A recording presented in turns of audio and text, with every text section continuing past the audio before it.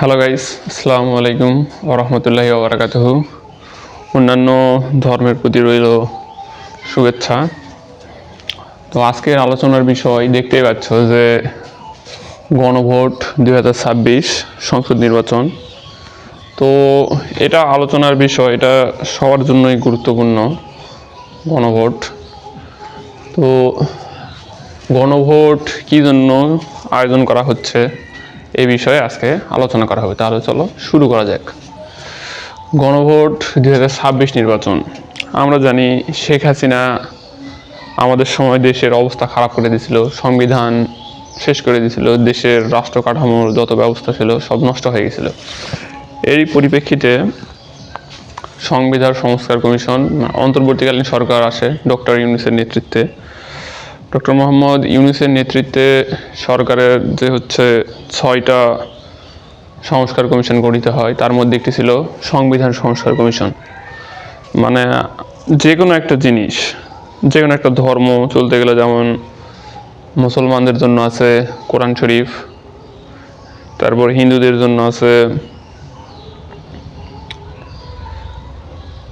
তারপরে খ্রিস্টানদের বাইবেল আছে। এরকম একটা দেশ চালাতে গেলে কিভাবে কি ফাংশন করবে রাষ্ট্রীয় কাঠামো, তার জন্য থাকে একটা সংবিধান। এই সংবিধান শেখ হাসিনা বিভিন্নভাবে পরিবর্তন করে সংবিধানের অবস্থা খারাপ হয়ে গেছে, এজন্য এর সংস্কার প্রয়োজন। এই জন্য যে জুলাই ঐকমত্য কমিশন নামে একটি কমিশন গঠন হয়, ওখানে রাজনৈতিক দল এবং অন্যান্য ব্যক্তিবর্গ আলোচনা করে কিছু সিদ্ধান্ত নেয়, যেগুলো সংবিধানে নতুন করে সংযোজন প্রয়োজন। এটা অনেক দল নিজের ইচ্ছা মতো সংযোজন করতে চায়। যেমন বিএনপি বলে যে নির্বাচিত হলে তারা ইচ্ছা হলে করবে, নয়তো করবে না। জামাত কিছু মানিচ্ছে, কিছু মানিচ্ছে না। আবার এনসিপি আছে, এদেরও কিছু সমর্থন আছে। তো এর ভিত্তিতে সরকার সিদ্ধান্ত নেয় যে এগুলো বিতর্ক হচ্ছে, এই জন্য গণভোটে। এখন জনগণের দেশ, জনগণ যেটা সিদ্ধান্ত নেবে সংবিধান সেভাবেই কার্যকর হবে। এর ভিত্তিতেই আয়োজন করা হয় গণভোট। গণভোটে আমি হ্যাঁ পক্ষে ভোট দিতে বলবো সবাইকে। আমার যত আত্মীয় স্বজন, চেনা জানা, বন্ধু বান্ধব যারা দেখছেন, এর পিছনে কারণ আছে। পিছনে কারণগুলো এখানে, আপনি কি এমন বাংলাদেশ চান যেখানে তত্ত্বাবধায়ক সরকার, নির্বাচন কমিশন, সরকারি কর্ম কমিশন, পিএসসি, সরকার ও বিরোধী দল একত্রে কাজ করবে? তত্ত্বাবধায়ক সরকার, এটা মানে কোনো সরকারের মেয়াদ যখন শেষ হয়ে যাবে, তখন সব দল মিলে বসে নিরপেক্ষ ব্যক্তিদের দ্বারা একটা সরকার গঠন করা হবে 3 মাসের জন্য। 3 মাসের জন্য যাদের কাজ হবে শুধু সুষ্ঠু একটা নির্বাচন দিয়ে ভালো একটা রাজনৈতিক দলের হাতে ক্ষমতা হস্তান্তর করা। তাহলে এটা অবশ্যই দরকার, যেটা শেখ হাসিনা বাতিল করছিল। নির্বাচন কমিশন, নির্বাচন কমিশনও সব দলের মতামতের ভিত্তিতেই তৈরি হবে। সরকারি কর্ম কমিশন, পিএসসি, আমাদের বাংলাদেশে যত পাবলিক সার্ভিস কমিশন, যত বড় বড় নিয়োগ আছে, যেমন সচিব থেকে শুরু করে ডিসি, এসপি বা যত বিসিএস কর্মকর্তা আছে, অন্যান্য বড় পুলিশের অফিসার আছে, সব কার মাধ্যমে নিয়োগ হয়? এই পিএসসির মাধ্যমে। এখন শেখ হাসিনার সময় করছিল কি, এই পিএসসিতে যত লোক ছিল সব ছিল আওয়ামী লীগের। এই জন্য ইচ্ছা মতো আওয়ামী লীগের লোক নিয়োগ দেওয়ার কারণে দেশের প্রশাসনিক ব্যবস্থার খারাপ হয়ে গেছিল। এই জন্য পিএসসিতে যদি সব দলের লোক থাকে, তাহলে কেউ ইচ্ছা মতো নিয়োগও দিতে পারবে না, আর দেশও ভালোভাবে চলবে। এরপরে ছিল সরকারি দল ইচ্ছে মতো সংবিধান সংশোধন করতে পারবে না। আওয়ামী লীগের টাইমে কি হয়েছে? আওয়ামী লীগ নিজের ইচ্ছা মতো সংবিধান সংশোধন করছে, বিরোধী দলের মতামত নেয় নাই। এই ক্ষেত্রে এখন সংবিধান করতে গেলে বিরোধী দল প্লাস অন্যান্য বিষয় আছে, এগুলো নিয়ে কাজ করা লাগবে। সংবিধানের গুরুত্বপূর্ণ 3 নম্বরটা, সংবিধানের গুরুত্বপূর্ণ পরিবর্তনের ক্ষেত্রে গণভোটের বিধান চালু হবে। যেমন তত্ত্বাবধায়ক সরকার ব্যবস্থা, তারপরে আরও কিছু কিছু সিস্টেম আছে যেগুলো গুরুত্বপূর্ণ। এগুলা যখন কেউ পরিবর্তন করতে যাবে, তখন গণভোটের সিস্টেম চালু হবে,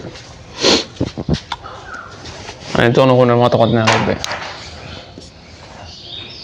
4 নম্বর পয়েন্টটা হচ্ছে বিরোধী দল থেকে ডেপুটি স্পিকার গুরুত্বপূর্ণ সংসদীয় কমিটি সমূহের সভাপতি নির্বাচিত হবেন। এখানে আমরা জানি স্পিকার কে। স্পিকার হচ্ছে যিনি সংসদ পরিচালনা করেন, মানে কোন মন্ত্রী কখন বক্তৃতা দিবে, কোন সংসদ সদস্য কখন কি করবে। একজন মেইন স্পিকার থাকেন, আরেকজন থাকেন ডেপুটি সহকারী।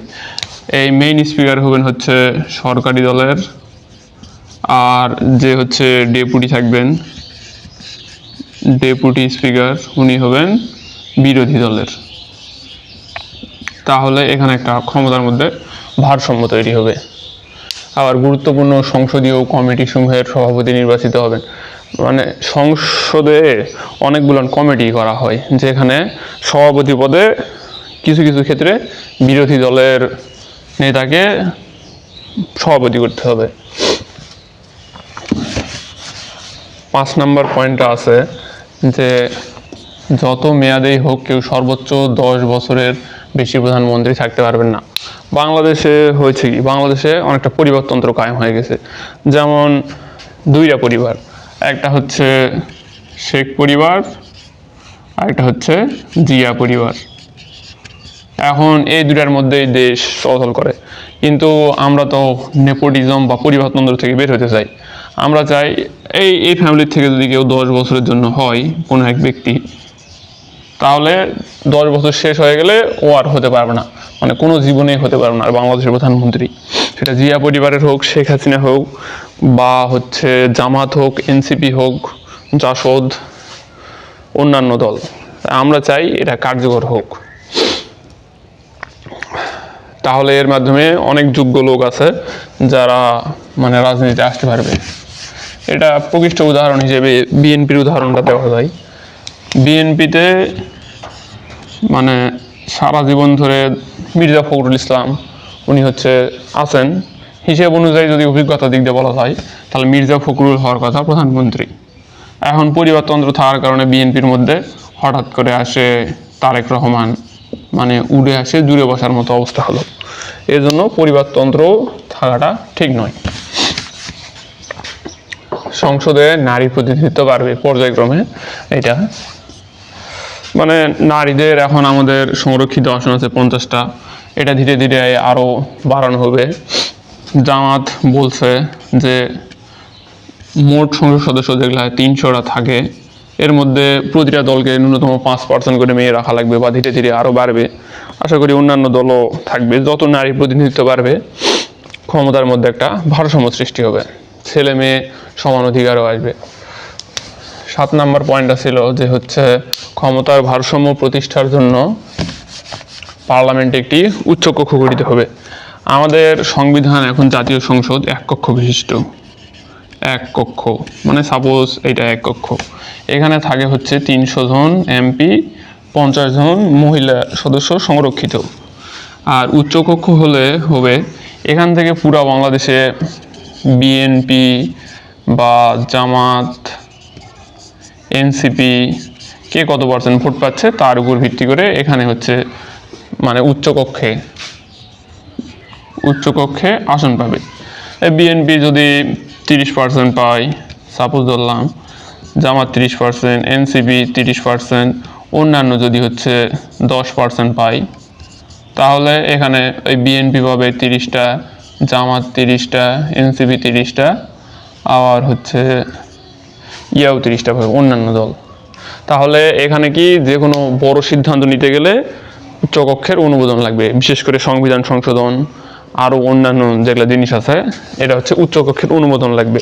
তাহলে কেউ ইচ্ছে মতো, এখানে যদি কোনো একটা দল এককভাবে বেশি আসন পায়, সাপোজ কোনো একটা দল ধরলাম যে 180টা আসন পেয়েছে 300টার মধ্যে, তাহলে ওরা নিজের ইচ্ছা মতো মানে সংবিধান সংশোধন বা যে কোনো বিল পাস করা পারবে। কিন্তু এখানে যেহেতু উচ্চকক্ষ গঠিত হচ্ছে, এখানে 180টা পালে কিন্তু এখানে হচ্ছে একটু কম পাচ্ছে, এই জন্য এখানে যায় যদি ইচ্ছে মতো পরিবর্তন করা জিনিস এখানে যায় আটকে যাবে, এটার অনুমোদন ছাড়া হবে না। পরের স্টেপটা হচ্ছে ইন্টারনেট ইন্টারনেট কখনো বন্ধ হবে না। আমরা জুলাই আন্দোলন 2024 সালে দেখছিলাম যে জুলাই মাসে যখন এই 18 তারিখ থেকে 25 তারিখ ইন্টারনেট বন্ধ ছিল, আবার হচ্ছে 1 থেকে 5 তারিখ, এটা সরকারি দল ইচ্ছে মতো করতে পারতো। আমাদের যেমন মৌলিক অধিকারগুলো 5টা আছে, খাদ্য, বস্ত্র, বাসস্থান, শিক্ষা, চিকিৎসা, এর মধ্যে ইন্টারনেট একটা যুক্ত হয়ে যাবে। এটা কখনোই যেই সরকারি আসুক আর ইন্টারনেট বন্ধ করতে পারবে না।